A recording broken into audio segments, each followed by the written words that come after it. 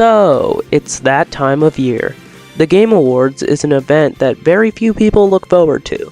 However, it is a time for most gamers to look back on the year and reminisce on their gaming experiences and figure out what they personally enjoyed the most out of that year. And when it comes to 2025, holy crap, this was a good year for gaming. So many good games came out this year, not only from the indie devs like usual, but also AAA companies locked in this year. So I thought I'd go through all the games I've played this year to determine the best game I've played from 2025. Before we get into it, I want to start off with a disclaimer. Some of the best games of this year I have not gotten around to yet. Examples of these being Hades 2, Shadow Labyrinth, Monster Hunter Wilds, Ghost of Yotai, and Metroid Prime 4. This doesn't mean I don't care about these games and don't plan on picking them up, or think they're bad and don't deserve your time. It just means that I won't be playing them in time for this video, or I won't be playing them till way later. However, with all that being said, let's get into it. I can taste the day, savor night, spells beyond you as I watch you grow. Do you dare to fight evil's might?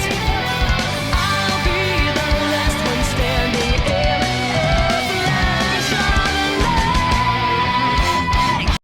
So, my year was pretty uneventful when it came to new releases up until June, when I got my Nintendo Switch 2, which obviously came with one of the most anticipated games to release in the past 5 years.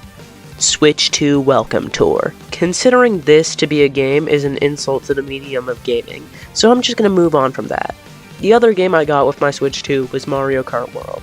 This one was a pretty solid racer. It had quite a few good ideas. The wall riding and rail grinding added some much needed complexity to Mario Kart, along with some of the new tracks like Acorn Heights, Dry Bones Burnout, and Great Question Block Runes being amazing new tracks. However, the intermissions, lackluster free roam, and Nintendo killing online support stop it from being anywhere near the top. The next game I played came in July. Donkey Kong Bonanza is one of the best 3D platformers I've ever played. Even almost 5 months later, the braking mechanic still feels insanely fun and fresh. The Bonanza powers work really well in tandem with the level design. The villains are insanely awesome, Pauline was a really cool addition to the gameplay and story, and the music is literally peak. While I wasn't expecting it to be this good, the game delivered on every possible aspect.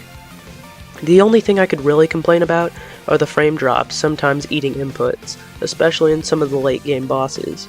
However, other than that, it truly is one of the best gaming experiences. In August and September, I was a little trigger happy because I ended up picking up quite a few more games, the first of which being Fast Fusion. This game was a pretty decent budget racing game. The environments are insanely detailed, and the racing is fast and fun.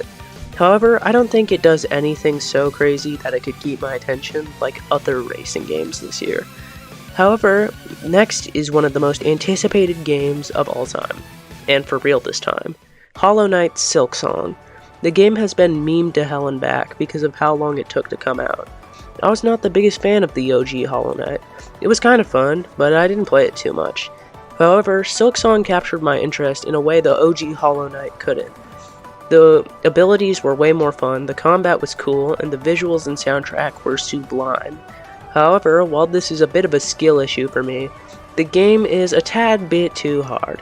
While I'm fine with hard games, Silksong kind of came out at a busy time where there were so many games to play, and since its difficulty could feel unfair at times, it basically turned me off from the game, and it's kind of hard to pick it back up after I've dropped it.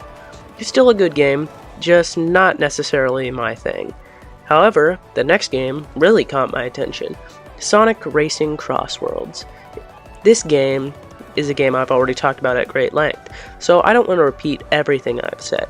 However, to shorten it a little, it's a masterfully crafted racer that combines the best part of each of the previous Sonic racing games into one stellar package, with amazing tracks, an amazing presentation and soundtrack, and great post-launch support with promises of potentially 2 to 3 years worth of DLC and post-launch support, which is definitely amazing to see.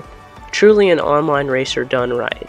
and an extra win in Sonic's catalog of wins in the past 5 years. Next up would probably win Remake of the Year. Pac-Man World 2 Repack is probably one of the most joy-filled experiences I've had this year. The atmosphere is joyful and whimsical, the platforming is fun and fluid, bosses are really fun as well. The music is bouncy and bubbly, and everything about it just screams childlike wonder and imagination. However, with all that said, it's still Pac-Man World. While I think the games are solid, they don't be... While I still think the games are solid, they don't go beyond much more than that. However, after both Repack 1 and this now coming out, I hope this potentially means a new original Pac-Man World game can come out and knock my socks off. Until then, this will remain in its own solid little bubble. Moving on to November, this is where the games start to get a little bit more interesting. The first game I played was Pokemon Legends ZA.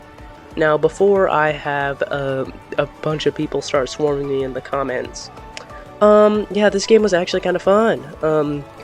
I'm not too much of a Pokemon guy, but this game engrossed me like no other Pokemon game really had before.